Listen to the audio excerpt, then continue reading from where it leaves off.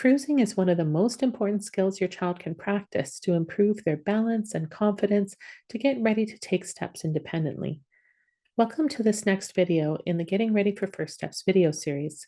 My name is Tanya, and I'm a pediatric physiotherapist with Alberta Health Services. In this video, you'll learn more about how to help your child start to learn how to cruise at furniture and to help challenge them to improve their balance and confidence as they learn this important skill. Once children have good balance standing while holding on to furniture, it's time to get moving. Children usually start to take steps sideways holding on to furniture. We call this cruising. In this video, we'll talk about how to help your child work on their cruising skills by learning to take steps sideways, step over obstacles to challenge their balance, go around corners, and cruise using a wall instead of furniture. You'll learn a few different ideas. Try them and find the ones that work for you. Cruising is early walking practice. It helps children learn to shift weight to one leg and take a step with the other leg. Cruising teaches your child how to control their balance and shift their weight. This leads to more independent play and eventually walking without support. The first cruising skill we usually practice is cruising side to side at a couch or a table. Encourage your child to reach for toys to get them started taking steps to the side. Place the toy to the side just out of reach so they can get to it with a small side step. Your child may reach a long way before moving their feet. Don't rescue them too quickly, but do provide encouragement. We want them to realize they need to move their feet to reach the toy. Your child may need to practice at this stage for a while before they're ready for more challenges. You may notice your child starts cruising mainly to one side. Encourage them to take steps to the other side as well. Once your child can cruise the length of the furniture, encourage them to go around corners to get to a toy.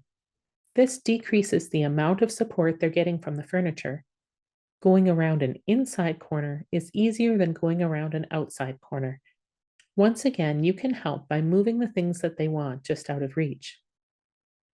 Is it time to add in a new challenge? Try having your child cruise while stepping over something. Your leg works great as an obstacle. Let them figure out how they're going to step over the obstacle. It might take them a few tries. Once they've mastered this skill, they'll be more confident with stepping, balance, and shifting their weight. Here are some easy ways to challenge your child while they're practicing cruising. Lower the height of the support so that it's at belly button height instead of chest height. This gives your child less support than a higher surface. It also encourages them to stand and walk with their feet flat rather than up on their toes. Use new things to motivate your child, something you don't usually let them play with, or a toy that you've put away for a few weeks. Keeping a few toys out at a time and then changing them helps keep toys interesting for your child. Keep toys up on furniture to encourage your child to spend more time cruising. Bring toys that are usually on the floor up higher to play.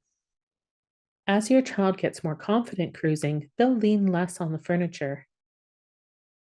Another way to encourage them to use less support in cruising is to play at a vertical surface, such as a wall or kitchen cabinets.